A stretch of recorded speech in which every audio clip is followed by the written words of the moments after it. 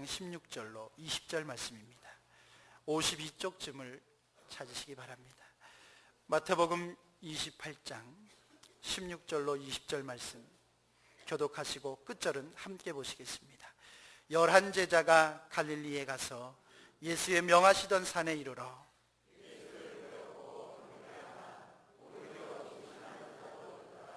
예수께서 나와 일러 가라사대 하늘과 땅의 모든 권세를 내게 주셨으니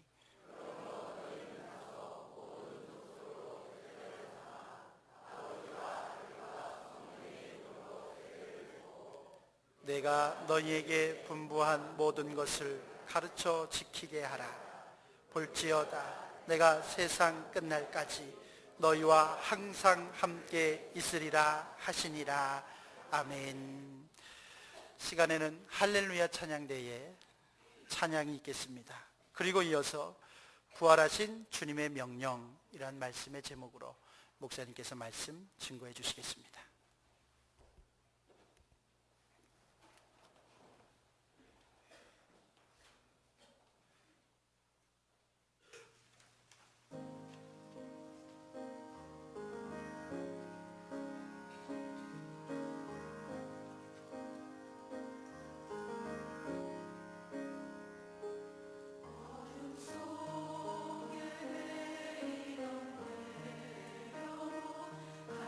몰라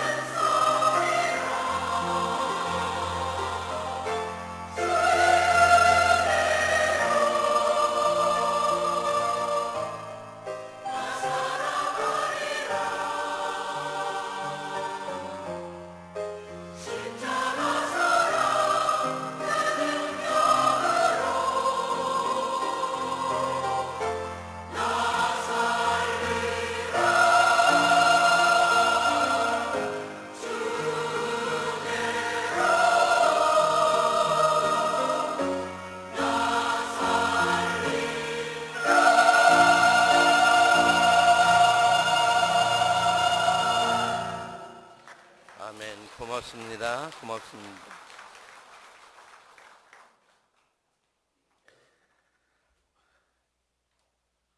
인간이 살아가면서 겪는 질병, 고난 중에 아주 고약한 병들이 있습니다. 이 병 걸리면 얼른 죽는 것도 아니고 자기도 괴롭지만 남도 괴롭게 하는 그런 아주 고약한 병들이 있는데, 그런 병들 중에 하나가 뭐냐 하면 의심하는 병이에요. 의심하는 거. 끊임없이 의심하면서 살려니까 자기 마음 어떻겠습니까? 참 불편하겠죠. 늘 초조하고 두렵고 불안하고 그렇지 않겠습니까? 또 늘 의심을 하니까 어때요? 다른 사람 괴롭게 하겠죠. 괴롭게 합니다. 이 의심하는 병이 들면 자기도 괴롭고 남도 괴롭게 하는데, 여러분이 의심하는 병 절대 걸리지 말고 사시기 바랍니다. 이 의심이라고 하는 것, 의심하게 하니까 의심하는 경우도 있고, 전혀 의심할 이유가 없는데 의심하고 있다면 이게 바로 병이죠. 이 옆에 분들에게 말씀하세요. 의심 좀 하지 말고 삽시다. 응?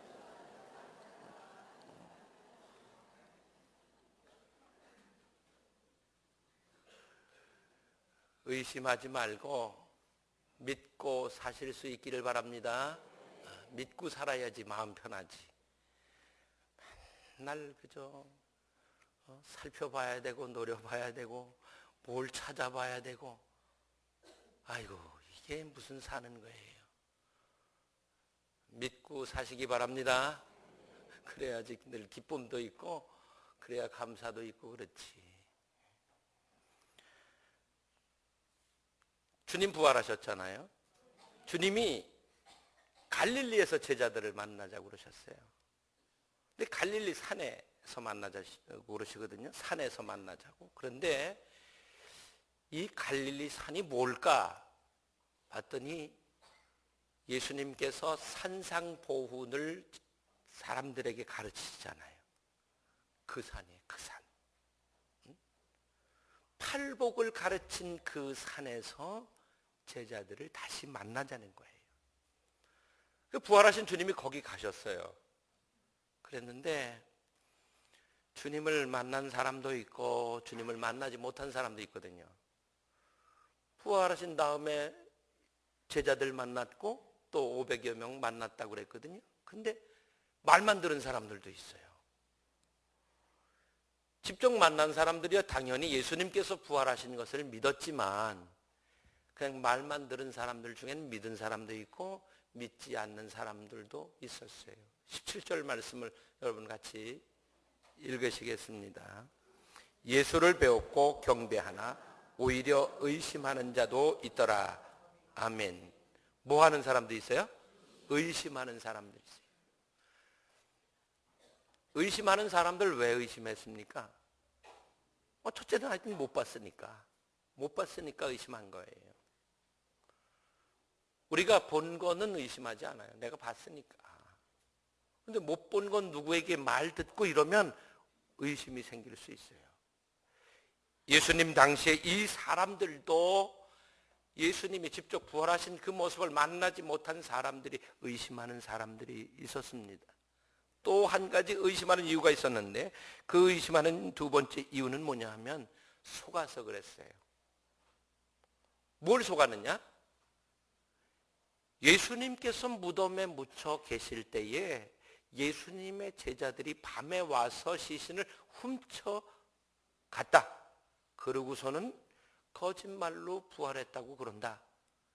이런 유언비어를 선포했어요.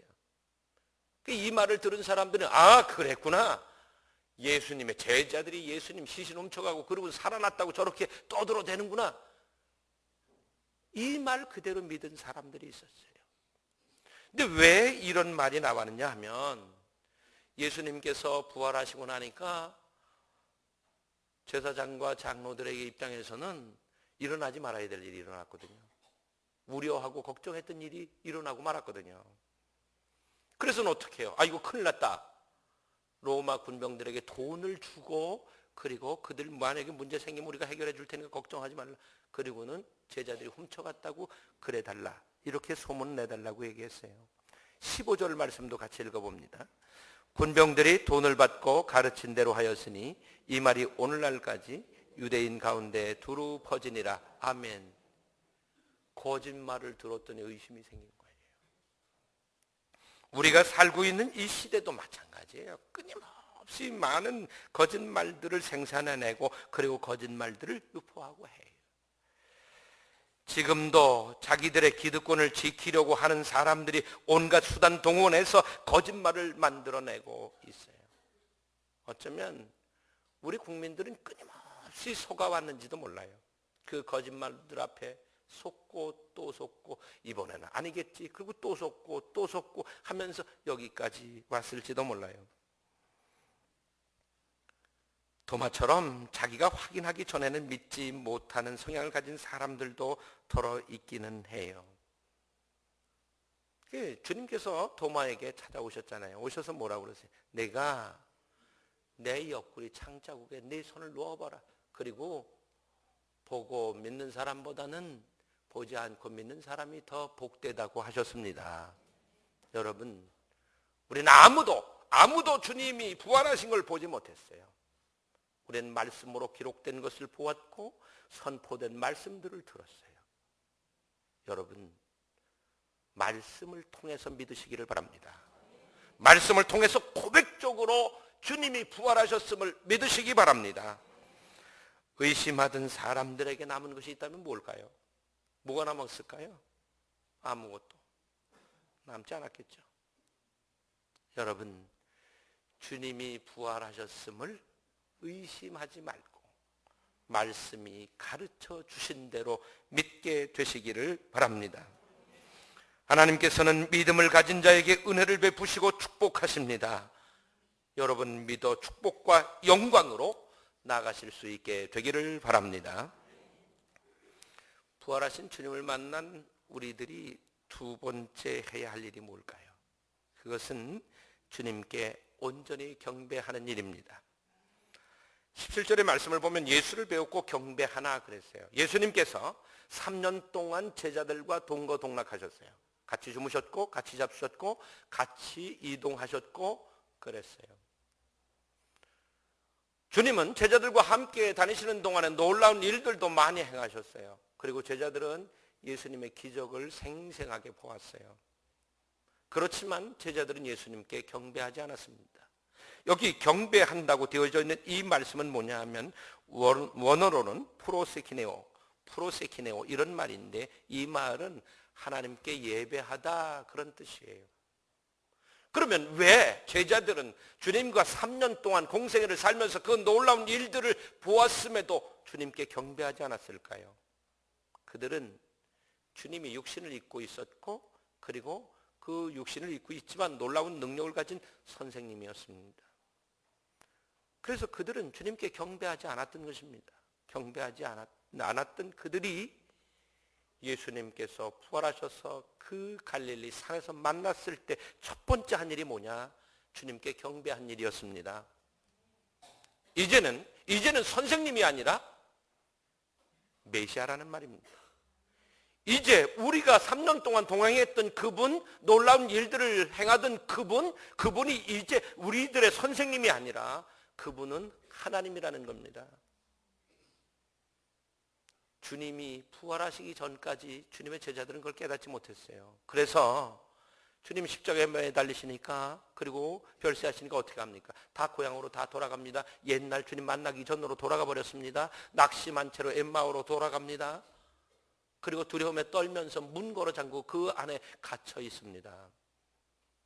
이랬던 그들이 부활하신 주님을 갈릴리 산에서 만나서 첫 번째 하는 일이 경배예요. 아, 이분은 이제 사람이 아니요, 또 우리의 선생님이 아니요, 이분은 하나님이셨구나. 이걸 알게 되었기 때문에 경배를 할 수 있게 되어졌던 것입니다. 부활하신 주님을 믿는 우리들이 해야 할 일이 뭘까? 주님께서 기뻐 받으실 진정한 경배를 드리는 것입니다. 주님께서 받으실 온전한 예배, 참 예배를 드리실 수 있게 되기를 바랍니다. 우리가 30년, 40년 아니면 더 길게 하나님을 섬기고 예배했을지라도 그 예배가 하나님께서 받으시는 예배였는지에 대해서 다시 한번 생각해 볼 필요가 분명히 있습니다. 하나님, 그분 앞에 우리가 드리는 그 예배, 진정으로 드리는 예배, 참된 예배, 하나님 기뻐 받으시고 축복하시는 예배, 이 예배를 드리실 수 있게 되기를 바랍니다. 신앙의 성장은 예배를 통해서 할 수 있습니다. 예배가 진정한 예배로 드려질 때 그분의 신앙이 성장되어진 것입니다. 믿음이 있다고 하는 것을 여러분 뭘로 표현하겠습니까? 예배로 표현되어집니다. 삶으로 표현되어지죠. 여러분, 예배가 온전한 예배로 하나님께 드려질 때 그분이 바로 참 믿음을 가진 분인 것입니다. 우리는 무엇을 얻기 위해서 조건부 예배를 하나님께 지금까지 드려왔다면 우리들의 예배가 이제 바뀌어야 합니다. 예배는 드리는 것입니다. 드리시기를 바랍니다. 나를 주께 드리는 것입니다. 내게 허락하신 것을 주께 드리는 것입니다. 나의 모든 것을, 나의 전부를 하나님 앞에 이 시간 드리는 것, 이것이 예배입니다. 예배는 본질적으로 받는 것이 아닙니다. 예배는 드리는 것입니다. 드리실 수 있기를 바랍니다. 근데 우리는 지금까지 어쩌면 우리가 드리는 예배가 드리기 위한 예배가 아니라 받기 위한 예배였을 수 있습니다. 내가 하나님께 무엇을 받기 위해서, 얻기 위해서 드리는 예배, 이런 예배였을 수 있습니다. 그래서 나는 은혜를 받아야 되고, 뭘 받아야 되고, 고침을 받아야 되고, 축복을 받아야 되고, 내 기도의 응답을 받아야 되고, 우린 받기 위해서 예배했습니다. 그러나 이제 참 예배는 받기 위한 예배가 아니라 드리는 예배가 되어야 합니다. 하나님께서 기뻐 받으실 예배는 우리가 드릴 때입니다. 이 예배가 신령과 진정으로 드리는 예배입니다. 하나님께서는 예배 드리는 사람들을 찾으시는데 진정 또 진심으로 우리가 신령함으로 예배하는 자들을 기다리시고 찾으시고 그러십니다. 그러므로 우리가 하나님께서 받으실 진정한 예배를 우리의 진심으로 드려야 할 줄로 믿습니다. 이렇게 예배할 때에 하나님께서는 우리에게 말씀하여 주시고 말씀의 은혜를 주시고 또 우리에게 축복도 하시는 것입니다. 이것이 뒤바뀌어져서는 안 됩니다. 어쩌면 우리가 이렇게 바뀌어져 있을 수 있는데 오늘 하나님 앞에 온전한 경배를 드리실 수 있게 되기를 바랍니다. 세 번째, 부활하신 주님을 만난 우리들이 해야 할 일이 있습니다. 그것은 뭐냐 하면 모든 족속으로 주님의 제자를 삼으라는 것입니다. 여러분, 제자이십니다. 이미 우리는 주님께 부름받았고 그리고 주님의 제자로 세움을 받은 것입니다. 주님은 3년 공생애 동안 12명의 제자를 택하시고 그리고 함께 생활하셨습니다. 그 중에 한 명 가룟 유다는 사단에게 속아서 예수님을 팔았습니다. 그리고는 그가 받았던 돈을 점점 바닥에 뿌리고 그리고 스스로 생명을 버렸습니다. 11명이 남았습니다. 그리고 예수님을 부활하신 주님을 만났던 사람들이 있었습니다. 주님께서는 그 사람들에게 뭐라고 말씀하시느냐 하면 너희는 가서 모든 족속으로 제자를 삼으라고 말씀하시고 있습니다. 우리가 주님의 제자입니다. 주님이 그 갈릴리 산에서 말씀하시던 그 제자들만 제자들이 아니라 우리가 제자라고 하는 사실을 꼭 기억하시기를 바랍니다. 그러므로 우리가 해야 할 일이 뭡니까? 제자 세우는 일이죠. 가서, 어디 가서? 우리의 삶의 자리로 가서, 우리의 가정으로 가서, 우리의 일터로 가서, 우리가 만나는 사람들이 있는 그곳에 가서, 우리가 살아가는 사람들이 있는 그곳에 가서 그들을 제자로 세우는 일입니다. 우리는 일어나서 가야 합니다. 예수님께서 세 제자를 데리고 변화산에 올라가셨습니다. 놀라운 일이 벌어졌습니다. 모세와 엘리야가 그 자리에 왔습니다. 하늘로부터 음성이 들립니다. 구름에 휩싸입니다. 신비한 경험을 합니다. 베드로가 주님 보고 뭐라 그럽니까? 주님, 여기가 좋사오니 우리 여기다 초막셋을 짓고 여기서 살자고 그럽니다. 주님이 뭐라 그러십니까? 아니다. 내려가야 한다. 그 주님 어떻게 하셨습니까? 갈릴리, 핍박이 있는 갈릴리로, 병든 사람이 있는 그곳으로, 아픔과 슬픔을 가진 사람들이 있는 그곳으로 주님은 가자! 그리고 내려오셨습니다. 우리는 성전 안에 머물러 있을 수 없습니다. 우리의 평안함과 우리의 안일함 속에 머물러 있어서는 안 됩니다. 우린 일어나야 하고 그리고 가야 합니다. 어디로 가야 합니까? 모든 족속에게로 가야 합니다. 그 족속 속에 우리들의 가족들이, 그리고 우리의 사랑하는 사람들이, 우리의 이웃들이 다 포함되어 있는 것입니다. 그러면 모든 족속은 누구이겠습니까? 모든 사람이겠죠. 무슨 피부색, 어떤 것, 이런 편견, 편협한 생각 없이, 차별 없이, 그 누구나 할 것 없이 주님께서 구원하시기를 원하십니다. 이 세워진 제자들을 통해서 복음이 전파되어졌고, 그리고 우리가 이제 제자로 세움을 받았고, 우리는 또 나가서 새로운 제자들을 세워야 할 의무를 부여받게 되어진 것입니다. 그러기 위해서 우리가 해야 할 일이 있습니다. 그것은 뭐냐 하면 주님을 구세주로 믿게 하고 그리고 세례를 받게 하는 일입니다. 그래서 말씀하시고 있습니다.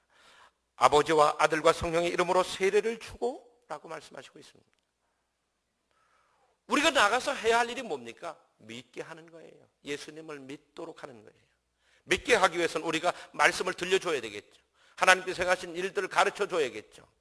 또 중요한 것은 우리가 본을 보이는 것입니다. 예수 믿는 사람, 예수께 구원받은 사람, 의롭다 하심을 받은 그 사람의 모습, 그 모습은 인격을 통해서 나타나는 것입니다. 인격을 통해서 저 사람은 다르구나. 저 사람은 변화되어졌구나. 저 사람은 확연하게 다르구나. 이렇게 되는 것입니다. 얼마 전에 택시를 탈 일이 있어 택시를 탔습니다. 그 택시분과 기사분과 얘기를 하는 중에 우리 교회 어느 분을 알고 계셨습니다. 그러면서 그분이 그랬습니다. 그분은 정말 존경받을 분이라고 그러더라고요. 알고 계시더라고요. 그분이 교회를 다니시는 분인지 아닌지는 모르겠습니다. 근데 그렇게 말씀하셔요. 택시. 제가 얼마나 기분이 좋습니까? 우리 교회에 그런 세상 사람들로부터 존경받는 분들이 계시다는 게 얼마나 자랑스럽고 영광스러운 일입니까? 우리가 믿게 하는 일은 목소리 높여서 우리가 예수 믿어야 구원받는다, 이거 아니에요. 분명 우리는 말로도 복음 전해줘야 합니다. 그러나 더 중요한 것은 우리의 삶으로 그리스도를 믿고 변화된 제자의 모습을 보여주는 것입니다. 그렇게 우리가 사는 것입니다. 그렇게 될 때 그들은 주님을 만나게 될 것이고 믿고 세례를 받게 될 줄로 믿습니다. 그리고는 제자들에게 분부하신 모든 것을 가르쳐 지키게 하라고 하셨습니다. 우리는 이미 배웠고 훈련을 받았고 경험했습니다. 우리가 만난 그 하나님을 우리는 전해야 되는 것입니다. 우리가 가르쳐야 합니다. 가르칠 때만이 제자는 세워질 수 있는 것입니다. 부활하신 주님을 만난 우리가 해야 할 세 번째 사명이 제자 세우기인데, 이것은 세례를 주는 일과 그리고 주님의 모든 것을 가르치는 일입니다. 여러분 한번 이렇게 따라서 해보세요. 나는 주님의 제자다. 아멘. 아멘. 구원받아야 할 영혼들은 세상에 아주 많습니다. 우리는 제자로서의 사명을 다 해야 합니다. 우리는 제자이기 때문에 제자답게 또한 살아야 하는 것입니다. 마가복음 16장 15절에 있는 말씀을 보면 또 가라사대 너희는 온 천하에 다니며 만민에게 복음을 전파하라. 이렇게 명령하셨어요. 또 사도행전 1장 8절 여러분들 많이 외우고 계시겠죠? 오직 성령이 너희에게 임하시면 너희가 권능을 받고 예루살렘과 온 유대와 사마리아와 땅끝까지 이르러 내 증인이 되리라 하시니라. 아멘. 누구에게 가야 합니까? 만민에게 가야 합니다. 만민에게. 정말 편견 없이 저 사람은 안 돼. 그런 거 없이. 혹여라도 우리 마음속에 그런 것들이 머물러 있다면 그 생각을 우리는 버려야 합니다. 어쩌면 아주 옛날에는 저 사람은 안 돼 했던 그 사람이 나일 수가 있습니다. 그러므로 이제 우리는 주님의 제자로 나가야 합니다. 이 성전에서 나가시는 그 순간부터 여러분은 제자로 가는 것입니다. 가서 여러분이 만난 주님을, 여러분이 말씀하신 것을, 또 주님께서 행하셨던 일들을, 주님께서 약속하신 것들을 가르치시기를 바랍니다. 그때에 성령께서도 함께 하시고 도우시고 역사하실 줄로 믿습니다. 우리는 주님이 부활하셨다 이것으로 끝내기 쉽습니다. 주님 부활하셨어. 뭐 어떻다는 얘기입니까? 우리가 거기서 끝나서 무슨 의미가 있겠습니까? 아무 의미도 없는 것이죠. 주님께서 우리에게 주신 이 마지막 분부를 실천할 때에 진정으로 주님의 부활을 믿는 사람입니다. 주님께서는 그러셨잖아요. 행함이 없는 믿음은 죽은 믿음이에요. 우리가 주님 부활하셨대요. 그래 알아요. 믿어요. 근데 난 아무것도 안 해요. 그 믿음이 무슨 믿음이라고요? 죽은 믿음이라는 거죠. 우리의 살아있는 믿음은 뭐냐? 살아있는 믿음은 가서 믿게 함으로 세례받게 하고, 그리고 그들에게 주님께서 가르쳐 주신 모든 것을 가르쳐서 제자로 세울 때에 우리가 참 믿음을 가진, 부활의 믿음을 가진 사람인 줄로 믿습니다. 여러분, 믿음이 살아있는 믿음이시기를 바랍니다. 그리하면 주님께서 어떻게 하신다고 그랬는가? 세상 끝날까지 우리와 함께 하시겠다고 약속해 주셨습니다. 주님께서는 인간의 몸을 입고 성육신하여 오실 때에도 그 이름을 뭐라 하리라? 임마누엘이라 하리라. 뭐하러 오셨어요? 함께 하시려고, 우리와 함께 하시려고 오셨고, 주님이 부활하신 이후에 승천하시기 직전에 마지막으로 주신 말씀이 뭐냐? 그 약속도 세상 끝날까지 너희와 함께 있겠다였습니다. 지금 함께 계심을 믿으시기 바랍니다. 주님은 승천에 가셨고 우리만 땅에 남은 것이 아닙니다. 주님은 지금도 함께 계시고 이 자리에도 함께 계시고 여러분이 가는 그곳에 함께 동행하고 계심을 믿으시기 바랍니다. 세상은 결코 만만하지 않습니다. 세상이 쉽습니까? 쉽지 않습니다. 그러나 두려워하지 마십시오. 염려하지 마십시오. 왜? 하나님께서 함께 가시니까요. 그 죽음을 이기신 그분이 우리와 함께 가고 계시거든요. 우리의 인도자가 되시고 우리의 보호자가 되시고 우리의 공급자가 되어주시거든요. 그러므로 믿음을 가지고 세상의 제자로 나가시기를 바랍니다. 그래서 그 영혼들을 살리고 그 영혼들에게 소망을 불어넣어주고 그들이 삶을 회복할 수 있도록 그 일을 하실 수 있게 되기를 바랍니다. 주님의 약속은 흔들림 없이 믿어도 됩니다. 주님은 주님이 말씀하셨던 것을 다 이루셨고 이제 약속도 이루실 것입니다. 그것을 믿으시기를 바랍니다. 삶의 자리로 제자로 돌아가시기를 바랍니다. 그곳에서 제자를 또 세우시게 되기를 바랍니다. 그곳에 주님은 함께 계시게 될 줄로 믿습니다. 기도하시겠습니다. 아버지 하나님, 저희들 주님의 부활, 주님이 하신 일, 주님이 하실 일들에 대해서 조금도 의심하지 않고 믿는 믿음이 되게 하여 주시옵소서. 주님께서 기뻐 받으실 참된 예배를 드릴 수 있도록 저희 안에 임재하시기를 원합니다. 또한 우리가 주님의 이름으로 예배할 때마다 우리의 예배를 기뻐 받으시옵소서. 또 저희들이 주님께서 부탁하신 또 명령하신 대로 우리가 우리의 삶의 자리로 가서 주님이 가르쳐 주신 모든 것을 가르쳐 주님의 제자로 세울 수 있게 하여 주시옵소서. 저희는 말도 잘하지 못하고 지혜도 부족하고 특별한 능력도 없습니다. 그러나 주님께서 우리와 함께 하실 줄로 믿고 저희들 가겠습니다. 주님, 우리와 동행하시면서 우리의 인도자가 되어주시고 공급자가 되어주시고 보호자가 되어주실 것을 믿습니다. 주여, 이 예배가 끝나면 돌아갈 것입니다. 제자로 돌아가게 하여 주시고 제자된 삶을 살게 하여 주시고 주님께서 주신 사명을 능히 감당할 수 있도록 주님께서 능력 입혀 주시옵소서. 주께서 늘 우리와 함께 하시는 것을 감사합니다. 예수님의 이름으로 기도드리옵나이다. 아멘. 찬송하시겠습니다.